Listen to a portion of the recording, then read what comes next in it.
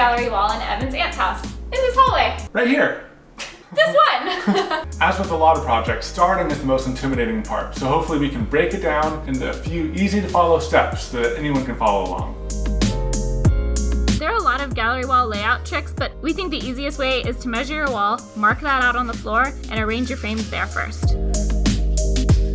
131 inches. Let's see the height. That's about 3 feet. How does that look? We have our measurements. First we need to decide, do we want the bottom of the frames to form a level line above this chair rail? Do we want the top of the frames to form a level line? Or do we want there to be like a midline that they're coming up and down from? Yeah. So I think that'll help make it not look too crazy if there's some method to the madness. This is our chair rail. You don't have to whisper it. I have 2 more when you're ready. Thank you. You're welcome. With this, the bottom runs parallel to the chair rail. That looks pretty good. That looks good. So here's an option if they're all top aligned and the bottom is more of a staggered. You're doing bottom line almost again. You're doing top and bottom. Here it is if we somehow magically have the perfect sizes to align both. That's what I'm doing now. Change of plans. This is another option. Okay, yeah. This would be nice. So here's one where it's top aligned. I like the bottom aligned I better. kind of like bottom line better. Let's try center line. Okay. This is the more organic option, but it's also harder to do without it looking messy. I still kind of like the bottom aligned. Yeah. What do you think? Yeah, I like the bottom line. Okay, cool. We'll do bottom aligned. There's about 3 feet of space in between these. Our visual divider for planning it out. Should we change up the angle?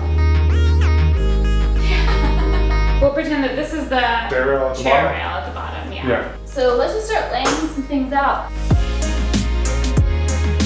We lined up the bottoms, kept the spacing as even as possible, and tried to balance large and small frames. It might take a bit of rearranging to get it where you want it. Now flip them over so you can measure the spacing between the hangers. So in this gallery wall, there's a few different frame sizes that are repeated. So I'm going to go through and measure the height and width of every frame and then determine the center hanging point for every type of frame. So we ended up with a master list of what frames went where and where the nails went for each frame. P.S. Shout out to our Patreon supporters. If you want to support us too, go to patreon.com/Evan and Katelyn. Thanks. It's time to mark up the wall.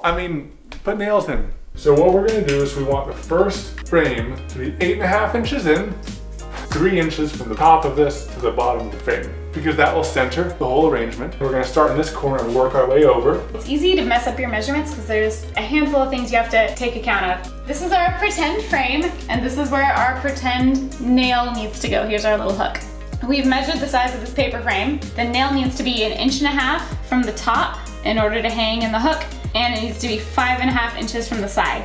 Knowing that we need this to be 8.5 inches and this to be 5.5 inches, we know our nail is gonna have to be 14 inches over from the side of the wall. In addition to that, we know that the frame needs to be 3 inches above the chair rail. So to that 3 inches, we'll add 7 inches to get to 10 inches here. So our nail needs to be 10 inches from the bottom, 14 from the side of the wall. And that's where we need to mark our nail.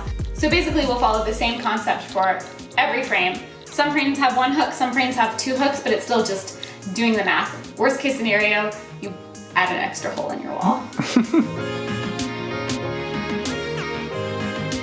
So this is tricky. Once you get started, you start having to use the other frames as your reference points. We're no longer using this as a reference point, we're using this as a reference point. And we're leaving 1 inch in between frames. Definitely hang as you go because you don't want to make all your nail holes realize one measurement was off. 1 inch. And have to redo everything.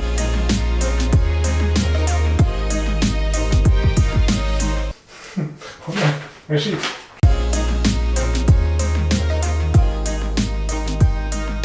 When Evan has to go on his tippy toes, you know it's serious. 3 more nails left. 2 more nails left. Let's see if I got this one right. Every time I'm like... If we only messed up 1 out of 14... I messed up one more. If we only mess up 2 out of 14, it's not bad. Yay! Yes!